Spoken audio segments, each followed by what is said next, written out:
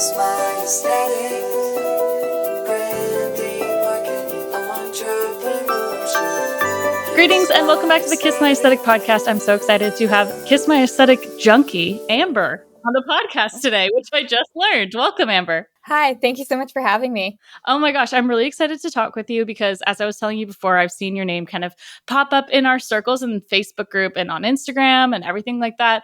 But for anyone who doesn't know you, can you tell us who you are, what you do, and who you help? Of course, I'm Amber and I run ABC Social Media Management. We specialize in helping interior designers with their social media. So we do full Instagram management, Pinterest management, email marketing, blogging, and then we also focus on audit strategy sessions, lower level, entry level offers to help interior designers who are DIYing their social.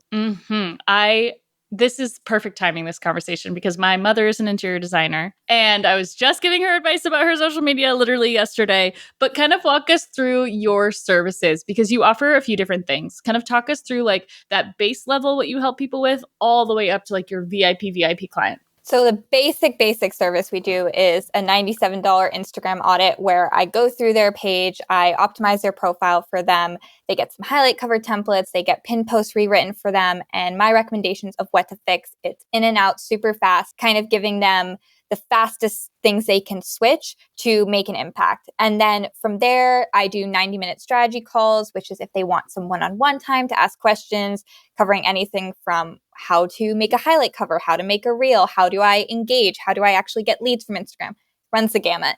And then the highest level of our strategy service is my brand new offering I've created, an Instagram VIP week. Kind of came out of the idea that not every business wants to spend thousands of dollars a month on social media. Mm-hmm. And a lot of them can do it themselves if they have a really robust plan in place. They know their goals. They know how to make their goals happen with social. They're just executing. So this VIP week is basically 3 months of social media management condensed into 1 week. We give you the plan. We give you 3 months of content prompts with detailed instructions. We tell you how to implement and you take it and run with it. So that's if you're kind of in that DIY phase, you are on a lower budget, but you still want to do things the right way. And then if someone's coming to us and saying, take it off my plate, I don't have time, I have the photos, I have the videos, I just don't want to deal with it anymore. We have 3 levels of Instagram management, which have a range of amount of posts we'll do. Some packages include engagement. So kind of depending on how much they want to invest and how much they want off their plate. And then we can add on to that Pinterest management, which is a really powerful tool for specifically interior designers. We do blog posts as well, especially if I have a client doing Pinterest, we encourage them to add blogs. And then we'll do email newsletters and marketing for clients, especially if they have a product line in conjunction with their interior design business. You are busy, girl. Yes. I don't. Busy. Are you running all these things? Do you have a team helping you out? Like what's the landscape of ABC social management? So I am I don't know how you want to call it, the puppeteer. All the moving pieces are coming through me, but we have 2 people on the team, an amazing engagement specialist, because yes, I would be insanely busy if I did all of that by myself. So we have someone who handles engagement for our clients because it's such an important part of Instagram. We include it in our highest level of Instagram management package. So they're getting that community engagement, that outbound engagement. And then I also have a Pinterest manager because I will rave all day about Pinterest. I have a very baseline knowledge of it. I used it years ago as a blogger, but I brought in somebody who specializes in Pinterest for interior designers. So she is awesome. She handles that part of the business and has been killing it for our clients. Before we get into nitty gritty, because I'm going to circle back to what you just said, because there's so much here already. Like just between Instagram and Pinterest, like I could talk for forever. But I want to know your background. How did you even end up doing this? What was your path to getting here? What did you learn or do certifications for or not? Or just like university Google? Like where do you get your expertise, I guess? So it was such a roundabout journey to finding social media, but also full circle. I started on Instagram literally when it came out. It was the first app that was not native to my iPhone when I got my first phone in 6th grade, because that was the year it came out, 2009, 2010 about. And I was sharing photos that I took on my grandfather's camera. It was a passion we shared. We used to go on photo trips and I was in these photography groups. And in the early days of Instagram, throwback to the square photos, the Valencia filters. I was on there in those days. And I always had some type of public presence on Instagram. I always loved photos and creating content. But then I was so sure I was going to go into politics. I went to Georgetown University. Yes, I went to Georgetown in DC and I was studying international politics. And freshman year, everything hit me. And I thought, oh no, this is not what I want to do. I didn't enjoy the thought of spending my life on Capitol Hill. I was living in DC with everybody who was so excited about these internships and the classes. And I did love my teachers. The community there was amazing. But I was like, nope, that is not where I see my career going. So I was kind of in this holding pattern of what am I going to do? I'm going to keep studying this because I'm in Georgetown. And then COVID hits. And I go home and I'm living with my parents full time. And at the same time, I'm really getting back into riding. It was my passion when I was younger. I took a break in middle and high school and was riding full time, doing my classes online, and was starting to think about what other paths I could take. Also, flashing back to freshman year of college, I was taking photos of my skincare routine in my dorm room because I needed something that got me out of the studying history, studying economics, something creative. I was missing that. So over the course of college, I built up a following as a skincare influencer and content creator. And I worked with a lot of brands, did PR of brands like Briogeo, Sand and Sky, Youth to the People, and had built up a little community around that. And when COVID hit, leveraged that into an internship with a skincare brand for their social media and marketing. Basically, my skincare influencing page was the whole reason I got that internship. She was like, you know the community, you can take this and run with it. And that internship was a fire hose in the best way. I did Instagram, Facebook, Pinterest, ads, Twitter, TikTok, LinkedIn, engagement, influencer management. And she had a small team of interns, but I was front and center in social media and marketing, working one-on-one with her.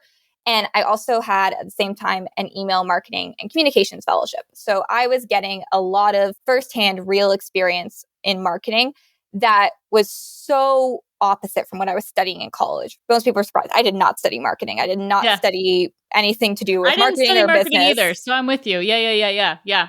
But you find it unconventional way. And I just kind of found my footing, really enjoyed it. And junior year hit, and I was thinking about getting another internship, exploring PR.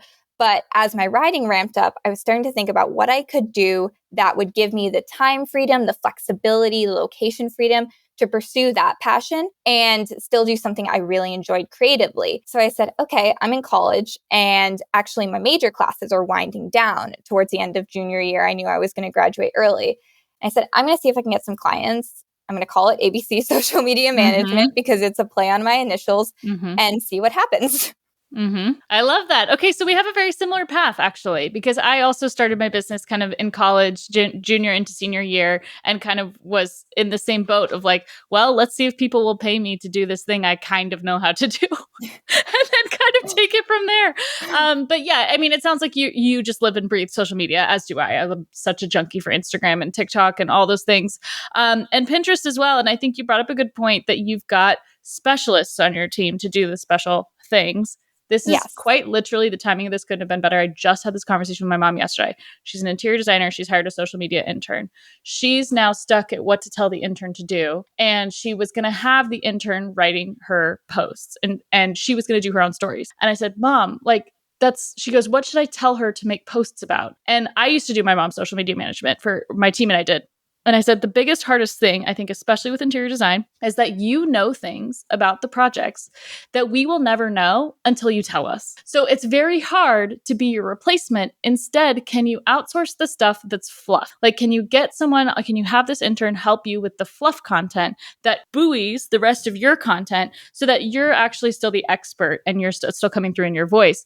And so she goes, yeah, but I'm doing that on stories. I was like, yeah, but your stories are going away in 24 hours. Like, switch it.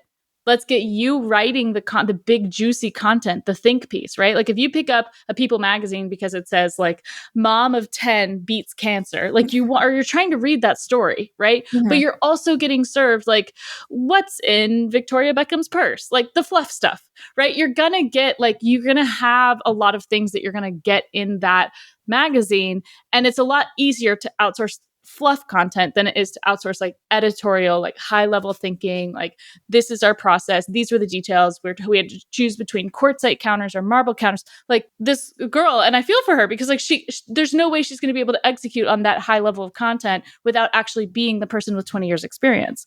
Do you run into this with your clients? And what kind of advice do you give them when they do have such specific knowledge of their field? We definitely do. It's something that I actually didn't start out with interior designers. My experience was beauty, health, and wellness. So I started there, got an interior design client by accident, fell in love with the niche. And that was something I had to learn how to, fulfill my promise of giving them time back, taking this really frustrating, overwhelming task off their plate of social media. A lot of interior designers just don't enjoy it. But how do I do that while still bringing in their unique experiences and those intricate details that I just didn't know? Some things I've learned over the past year and a half of specializing in interior designers. There's some things I can just get very quickly about their language, about the way they speak. But we do a couple interesting things in our process. So when we have a client on board, we have an additional questionnaire that's project specific. And every project they've completed, we ask them a couple questions. Give us an overview of the project, give us your favorite moment, give us the biggest win from the client, give us the most frustrating thing. And from there, we pulled out those little details for the content. The other thing I'll have clients do is that if it's something really intricate or something specialized to their area of expertise that I just can't write on, I say, look, I'm not going to ask you to do the post. That is my job. But can you send me a voice note? Can you? And I'm very flexible with them. I say it can be Instagram DM. It can be on Slack. If you want to film a video, whatever is easiest for you to just talk and kind of expound on something that's really niche, do it and I'll cut it down. I'll use it for content. So we do approach it as a collaborative experience because when you're working in such a specialized, intricate industry, it's not exactly fair to say to the intern, come up with, my 5 social posts for the week. They're going to be fluffy unless that intern is baked into the business's processes and day to day. That's literally almost verbatim what I told my mom. I said, listen, like her writing you a post that says, is a picture of a coffee center that says coffee or tea is not going to move the needle for you. Like that's not going to be anything that anyone is going to stop scrolling, read, save. Like, okay, maybe the image is beautiful, but there still has to be, and my, apparently Wilson thinks he's on this podcast today. Shush, what are you doing? That there needs to be like a reason for people to come back to your account, right? So by just shifting her focus to say like, hey, stories are much easier, in my opinion, to craft and to pull together than your actual posts. So like, is there a balance where then you can look at the end of the month and look at your analytics and see, okay, which posts actually performed? And now can we repurpose the content of the stuff that did well that's coming from her source knowledge? Like then that's when you use the tools like ChatGPT and start making graphics and doing all those things. Do you guys incorporate repurposing as part of your workflow? Yes, especially if a client is coming to us with quite a backlog of content. Another thing we'll do is that if the client has blogs, I'm working with one client now who has years and years of blogs, that we'll turn to those to repurpose into Instagram captions, into stories. And that's great because they're written in that client's voice already. So I can turn to them for that source knowledge. But then we also will, fill in some of that fluffier content, that's an easy like, that's an easy engage. We don't want to fill every single caption with these really meaty, heavy topics. But when we're talking about, a project reveal or really complex topic that they addressed with a client that we want to get into, that has to come from them. And then in the future, if the post performs well, we'll absolutely go back and repurpose it. And I didn't mean to say fluff as in it's like insignificant. I mean stuff that's more of the like quick audience engagement, that's a quiz or a roundup or a trend report, like things that could be more ubiquitous, still educational, but a little bit more ubiquitous than something that's like meaty, like you're talking about. You also said that you've got somebody specifically on engagement. And this is another thing I recommended to my mom that she could help outsource, is finding someone to just do the community management part so that it's not resting on her shoulders, but it's being responded to quickly. Comments are being replied, DMs are being answered. What's your protocol or your kind of like guiding checklist that you're working with your team member who does engagement for your brands? And what are the goals of that engagement? So the package that has engagement is 30 minutes a day. So my team member logs into a client's account and we have a customized SOP for each client. It depends on that client's goals, what they're prioritizing. For example, one client who is really heavily focused on lead gen and getting new clients in, we're going to be pretty much every day of the week doing outbound engagement with new audiences. a couple days we'll spend some time catching up on comments and DMs, but that's just not the priority. We're focused on bringing new eyes. For another client who's more focused on engaging her current audience, we're spending a lot of time in that follower list, a lot of time going through who's been engaging with her content that week and touching them again. And to do it, we use a tracker. We have a tracker that lists every touch point we've made, the times we've gone back to that person, where they are in lead journey. So if it's the first time we've interacted with them, if they've expressed interest in a service, or for one of my clients buying their digital product at some point. So we use that to kind of guide the engagement. But then in terms of goals and focuses, it's really dictated by the client. The overall goal is, of course, to keep engagement up, to keep the account active and show that we're responding, that we're building a community. I find it kind of irritating on the consumer side if I see that someone never responds to their comments. Of course, being in social media, I don't expect that like instantaneous response. When someone DMs a customer service person and saying like 2 minutes, why haven't you answered my question? Not that.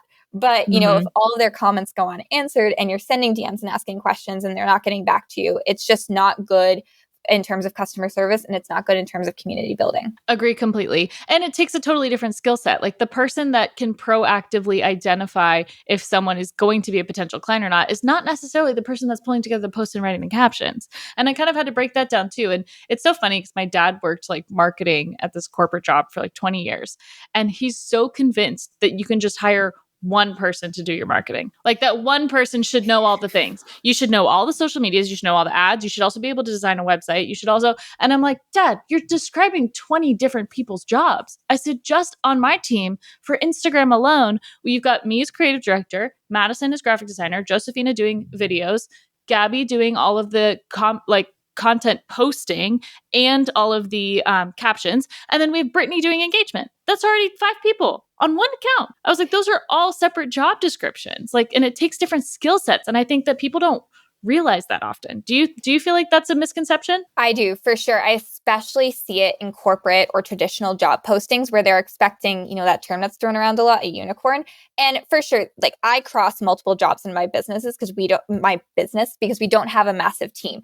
I am creative director, very basic graphic designer. I tell my clients, you're not getting a pro graphic designer. If you have templates you want to use, amazing. Especially for my interior design clients, the priority is their photos and videos. So we're not really leaning on graphics as much. But I'm telling them, I can do graphic design. It's not a pro level. In the beginning, I was the engagement specialist. I still am. I'm the engagement supervisor for all my clients, making sure things are happening. We're moving towards goals. So people can step into multiple roles. And I think it's really common, especially in the corporate space, when companies are trying to maximize their budgets, they don't want to hire 20 people. And there is going to be some crossover. And I also think that there are roles that are related.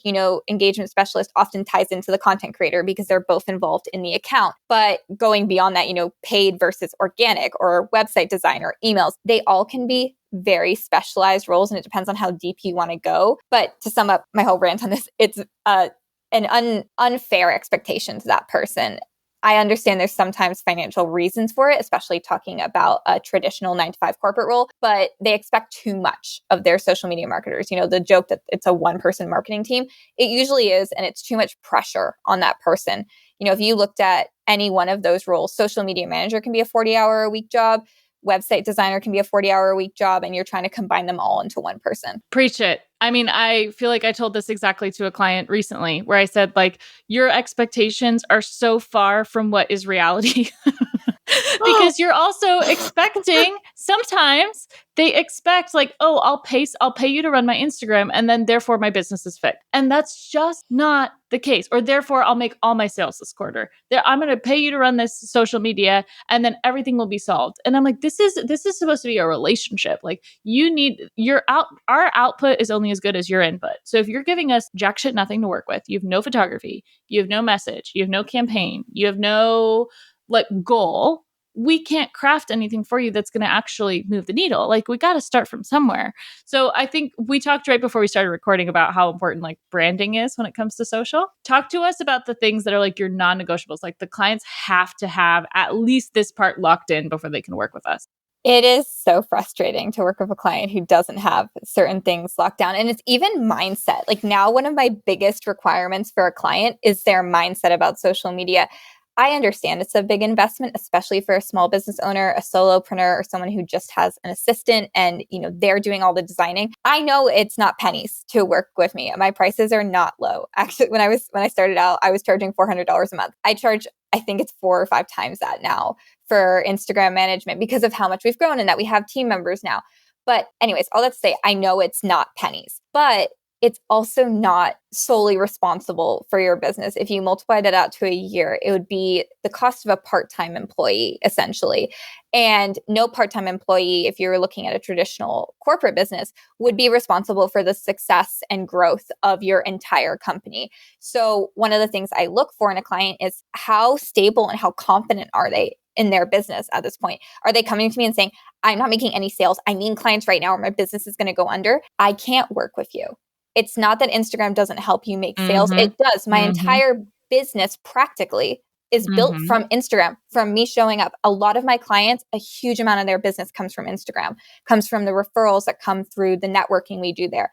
But if you're coming to me in a complete panic and saying like nothing is working, I can't take that on because that means something else is going wrong. It's very unlikely that your marketing is the death knell for your business. Something else is wrong, whether it's your pricing, your website, your customer journey, and that's not on me to fix. So also beyond that's the biggest one I look for, just in how they're talking in their intake form and in the discovery call. But also I look for branding. I look that they've gone through some type of brand strategy. They understand their position in the market. They can clearly tell me this is who I like to work with. This is who I'm trying to attract. This is who I don't want to attract. And then for me, especially because I am a remote worker, I can't fly across the country and get content for them. I've played with the idea. Maybe I would at some point, but that's going to be another expense for them. Sorry for me to get on a plane and come fly to you and take photos. And a lot of businesses don't want to pay that. I need to make sure you have photos and videos because one of the most frustrating things as a marketer trying to do my job is to be struggling and pulling teeth to find any photo. And, I'm all for content repurposing, but if we're posting the same photo 3 times in your most recent 12 posts, that looks really bad. And if we have no videos for reels, like that and the mindset are truly the 2 biggest things. Having visual assets and being willing to invest in more so we have fresh content, and their mindset around what role social media plays in their business. And your social media is a tool. Your social media is not your whole business. And I think that that's a thing that gets kind of lost in the sauce too. Like we had a client that was a designer a while ago. We were running her socials. She got 7 discovery calls. And she was doing house visits on the discovery, driving to people's houses, wasn't charging them for it. And then we said like, okay, so did you book anyone? And she's like, no. And we're like, girly, like that was the whole point. It's like, okay, first of all, I would never recommend that you show up to their house unpaid, but then you didn't sell them on any packages or services. Like what? And so we just kind of kept like, we were holding up our end of the bargain. And then it got to a point where it's like, okay, this is clearly like there, again, bigger issues below the surface here. All that being said, Instagram itself can be a bit of a beast. And even if you're like us who like live and breathe these social platforms, there can still be times where you create a post and you're like, oh my gosh, this is going to be so great. And then it absolutely tanks, or, something crazy happens and all of a sudden you can't see anyone that you're following's content anymore, or the platform changes so drastically. Like it's even so different than it was a few years ago. How do you navigate and stay on top of what's going on with Instagram? And how do you also explain to your clients that like we're creating quality content? There's a lot more factors at play than just like, you get the client that says like, I just want to go viral. Explain that to me. Explain your thought process. You had a very visceral reaction. It gives me hives. That verbiage specifically gives me hives. But it comes down to that even though we study the analytics and I use them and I look at the numbers, I don't want to work with clients who are judging the value of their investment by the numbers in that specific month. I'm looking at trends. I'm looking at the details of what Instagram is telling us about this post versus that post. And I'm looking to the numbers to tell me, what does this help me learn about my audience? It's not this post failed because it got lower reach. It's what can we learn? Should we try out different hashtags? Should we try out a different topic? Was a different visual better for sharing this message? Was it not eye-catching enough? And looking at those analytics as tools and not as a judgment on your success or failure in social media. I think that's where it gets kind of unhealthy. To where I look to improve on social media is I love consuming on TikTok. A couple of marketers, keeping up with industry changes, algorithm changes, looking to Maseri on Instagram and his updates, reading a couple different newsletters in the industry, staying on top of any changes, any things that people are seeing. But I think there's a balance of that, right? Like if you get too in the weeds with the algorithms changing, it's changed again, it's changed again. It doesn't change that much, guys. Okay, actually back that up. It does change that much, but not in the way everybody thinks, like that are in those viral posts. It changes constantly because it's machine learning, and it's learning based on what you're telling it, what your followers are telling it, what everybody on Instagram is telling it. It's taking all these inputs and shifting it for its sole goal of keeping people on the app. But Instagram technological experts, engineers, whatever their name is, are not going in and changing the algorithm on a daily basis to mess with your business. It is machine learning how to show you the content that will keep you on the app. I went on a bit of a tangent because that's my biggest. No, it's good. No, it's a great tangent because it's also it's the same people that are like complaining about being shadow banned and complaining about Instagram and the algorithm changing. It's the same people where you're like, okay, but do you realize you can reach your ideal client for free? Like for free. Pre-Instagram, like, okay, yeah, you've paid an expense to have some scheduling tools or to work with one of us or something, but the actual intended purpose of creating community around your business, and you don't have to physically go anywhere, that's like absolutely unheard of 25, 30 years ago. Like you're not doing door-to-door sales. You're not dropping off pamphlets at people's door. You're not having to rely on conferences and events and things like that to keep your business. And you can scale to like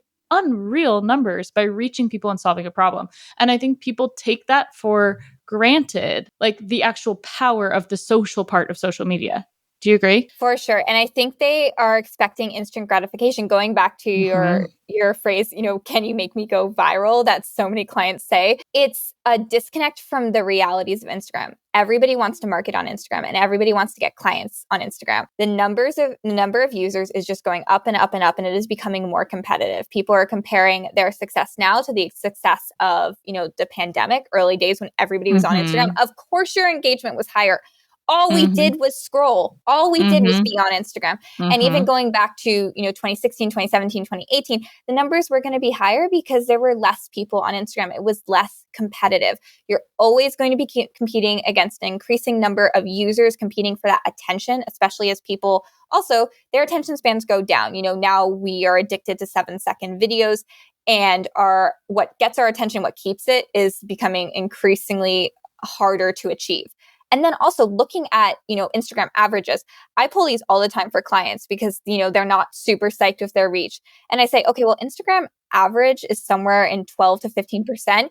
You're reaching 30% of your audience without any paid media. That's solely organic. I know you think that number doesn't compare to the bro marketer. I'm going to go there. Sure. Who's sharing, his million hits. But is that guy running ads? And also actually compare it to his number of followers. He might be reaching a lower percentage of his audience than you are. Let's even call out some of the pages that your clients send you. And they're like, well, this person's crushing it and I want it to have as many followers as them. And then within 30 seconds, I can figure out that their followers are fake. Oh, yes. When someone's like, this page is doing amazing because they have 100,000 or 500,000. And I go, okay, but they have 30 likes. And you have 30 likes with 3,000 followers. Exactly. So what? So people always ask me, they're like, how do you know if someone has fake followers? And to me, it's like so simple. What do you look for on an account to know if they've bought their followers before? That like to follow ratio. I'm not saying every single one of your followers has to like your posts. That's not realistic. But if there's a huge discrepancy, and I'm not even talking about like 30 to 45 and 6,000, that's still within normal limits. Someone has a K in their follow number and their likes are below 100 on a post, you probably bought followers. Same thing with comments. If I don't see any comments, that tells me that they're probably inactive or bots. And also just looking at, if I happen to be in the account for any reason, if it's a potential client or someone I'm auditing, and I look at their reach numbers or saves and shares, anything like that, if they're very low for the number of followers, you can tell they were probably purchased. You can also go click on who is following them, take a little scroll, a little gander through. And I feel like a dead giveaway is if they have a ton of followers with whack-ass profile names and no profile image, and you click on that account, and that account is following 7,982 people, has 800 followers, and has 0 posts, that is not a real Instagram account. And so I have to tell clients all the time, I'm like, we should not ever be chasing your following number, because number one, it's not indicative of the success of your business. Number two, it's way too easy to fake. There's too many people out here faking it.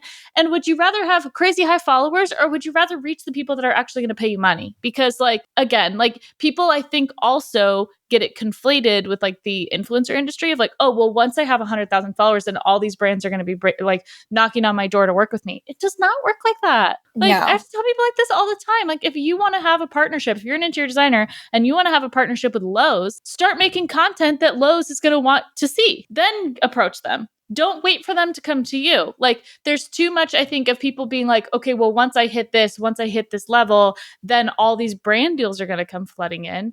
And that's just like so not reality at all. Explain your philosophy about the whole like brand partnership, influencer culture. Like what are your thoughts just off the top of the dome? What's stuff that keeps you up at night? So as someone who did some low-level influencing, like high-key micro-influencer, less than 2,500 followers, who really enjoyed it, I think there is way too much focus on number of followers, because oftentimes the accounts with a huge number of followers, brands are paying for the exposure, for sure. Mm-hmm. But they're being exposed to followers that are probably inactive or paid for, especially in the early days of influencing. A lot of influencers were even told by their managers to pay for a following to have that street cred and to start building it. So there's a little bit of a disconnect from the brand side of they equate followers to value, and then they're disappointed with the return on their investment when they're paying for paid posts. But then they also devalue creator content. You know, I dealt with a lot of brands who thought just because I posted a picture with their products that I bought with my own money, that they could just repost it. And I was like, not without at least really asking me for permission. I wasn't going to charge them 10 grand to repost my picture. I'm not saying I was some National Geographic level photographer, but shoot me a DM or, you know, have a question. And I would typically charge, you know, somewhere between 100 and 250 for a post, depending on the size of the brand. They could pay that, but so many brands wanted to devalue creators. I got so many offers that were, can you create, you know, 6 Instagram feed posts and 3 stories and 2 reels and do this interview and share all of our content on your stories for a serum and a moisturizer. And we want to use all the creative in perpetuity and not give you any payouts from any of the revenue or royalties created off of the content that you made. Oh, love it when that happens. I am honestly so glad I started out as a creator and dealt with a couple nasty situations of usage rights, because it got me thinking about contracts even before I officially started ABC Social Media Management. And you bet I had the best contracts when I started, because nobody was getting one over on me, because brands back when I was doing influencing would sneak these excessive usage rights terms into, you know, one hyperlinked term on the PDF of the brief that they send you. And it's even worse, and it happens with interior designers, and I warn my clients about it, when huge brands like Williams and Sonoma, Serena and Lily, Pottery Barn, not slandering them, by the way, it's a typical marketing practice, but they do it, it's public knowledge. They leave a comment if an interior designer has tagged them as something they've used in a client post, and they say, if you agree to let us use this photo, #yes. And it gives you a link. And that obviously isn't clickable. If anybody puts a link in an Instagram caption, it gives me an eye twitch. But they put a link that they know you're not going to go visit. And I have typed in these links to show my clients the dangers of #yes. They think, oh my God, it's so great. Williams and Sonoma wants to feature my photo. You go to the link. They don't have to credit you. They don't have to pay you a cent. They can use it anywhere. It's global usage rights in perpetuity, no royalties ever. They own the photo, which especially for interior designers, and you got me heated on this one. No, this is my favorite. I love this stuff. Yeah. Especially for interior designers, if you have paid a photographer to take photos of your project, you may be in violation of that photographer's contract by #yes, because you've transferred the ownership to that brand. So you are screwing yourself over, and you're potentially screwing over your photographer. It's one of the shadiest marketing practices, and it gives me anxiety every time I see it, and it makes me mad, because these brands 1,000% have the budget to compensate. They know that they should be paying for this content, and they just want to get one over on creators. It makes me so mad. The same thing happened to my sister literally this week. She's a wedding planner. She planned a styled shoot. She worked with a photographer. I think they either worked for trade or she paid him. Then there was an account this week that shared one of her images, and they put their logo on top of her image, shared it, and then didn't tag her on the photo, but just mentioned photo credits at Sistered States. The balls on this account to say, I'm going to lift somebody else's photo, slap my logo on it, and then have the audacity to tag them in the caption, but not actually tag their image. Are you joking? Like, that's not what this is. That's not social media. And I think you see it so much in creative fields, which is so disheartening. You see it in interior design all the time. And this is one of my mom's pet peeves. It's like, especially when you're a new designer, there's kind of a culture of like people wanting to repost images that they see from other designers that they like. There is totally an etiquette to like repost culture. And my what gosh, I hate seeing is people that just grab images from Pinterest and say photo credit Pinterest. That is You've like just not you've it. unlocked another rage That's in me. not it. I actually got into this is a funny story because this happened a few years ago now. Huge social media fight with this girl in 2018. I was in her Facebook group, following her on social media. She made a whole series of stories about how she makes affiliate income on Pinterest. And I was like, okay, you have my attention. I'm interested. She was advising her Facebook group to go look up Pinterest trends, pull images of things that they thought were cool looking, strip them from Pinterest, re-upload them with their own affiliate links. So she was taking other bloggers' posts, oversized blazer, right? So she would type in a Pinterest, oh, I think oversized blazers are trending. Oh, she'd type in oversized blazer. She'd pull 10 images of different bloggers, different photographers from other people's blogs, pull them off Pinterest, re-upload them, then go to freaking Neiman Marcus and pull an affiliate link for a $5,000 blazer and link it on her page, even though it wasn't even the blazer in the photo. And I was like, hold up. You're not only like stealing photography content, you're monetizing it and you're teaching your audience how to do this. This is so categorically, horrifically wrong.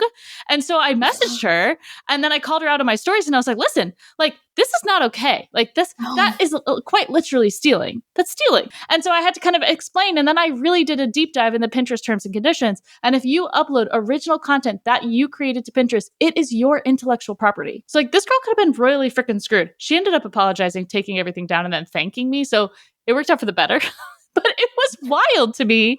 That's that thought process that she was, and then she was also showing screenshots of how much money she's made doing this to the tune of thousands of dollars a month. Thousands. That is I was insanity. Like, hold up. I'm sorry. What? And interior designers do it all the time. They think that Pinterest is an open source photo library.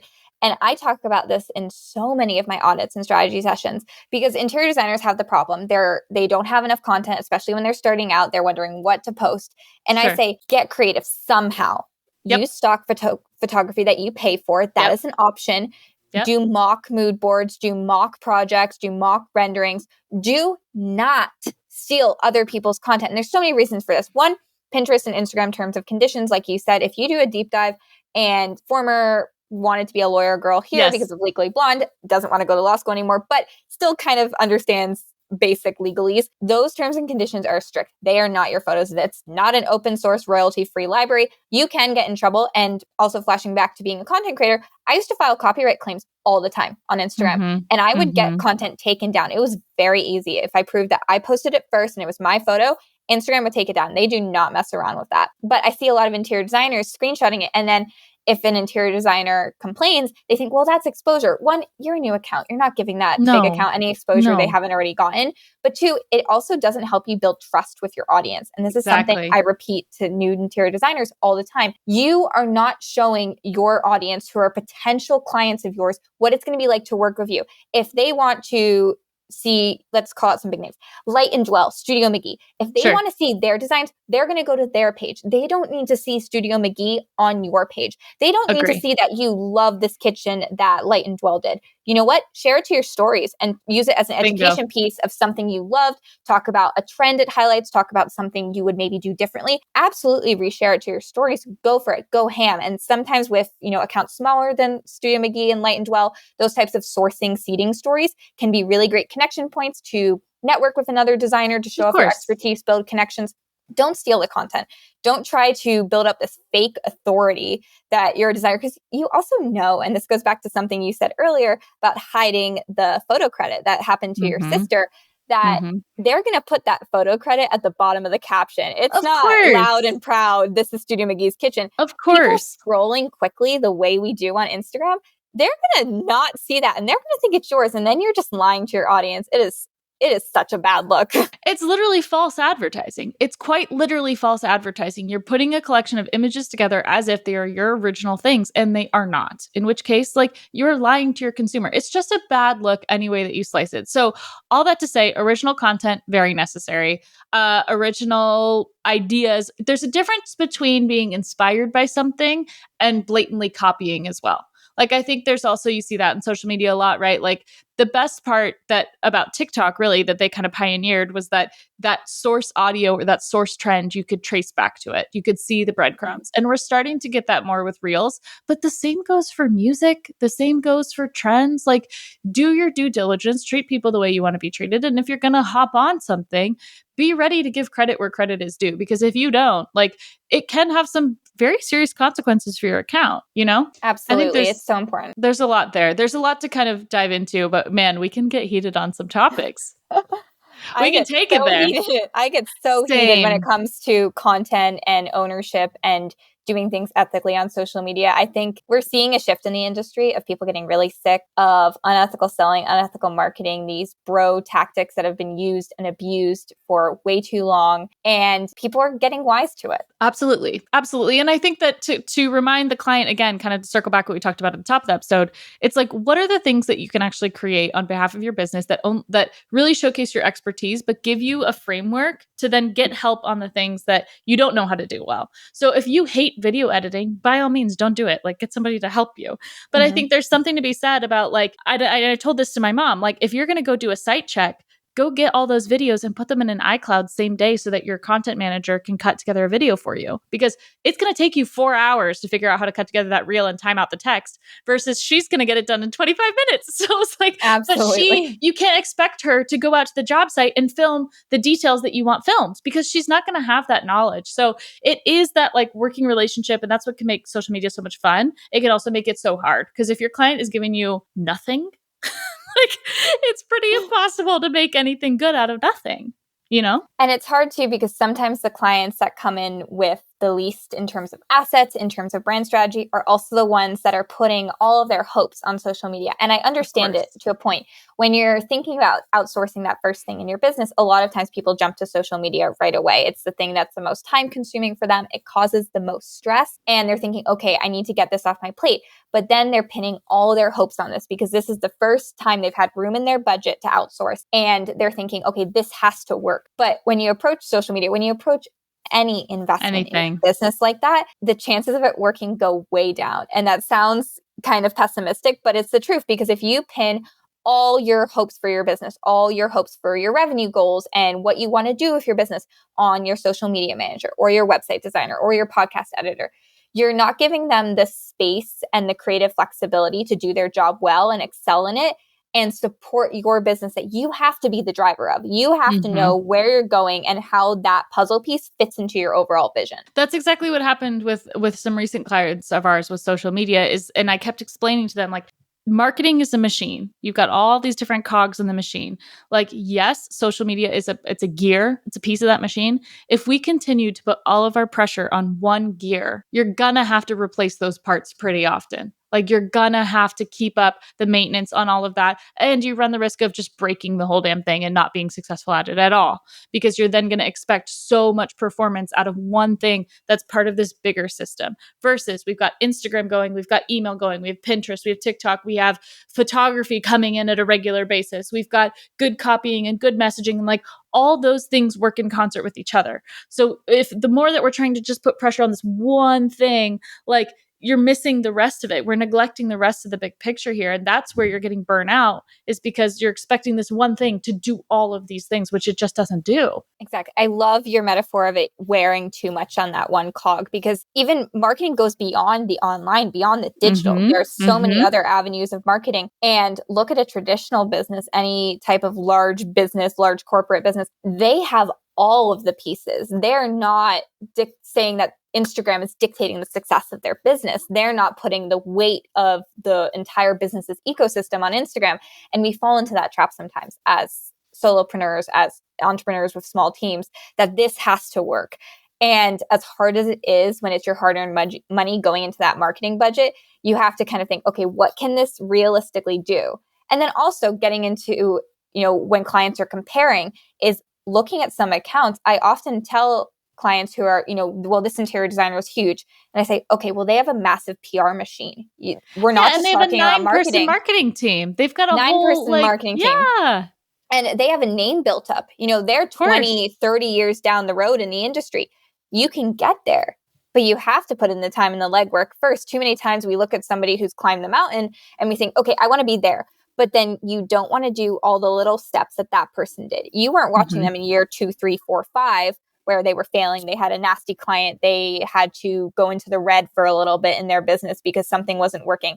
You missed all that because they weren't talking about that. They weren't as large on social media. They weren't proclaiming that. You see them now at, let's say, year 10, and you want to go straight to year 10. Right.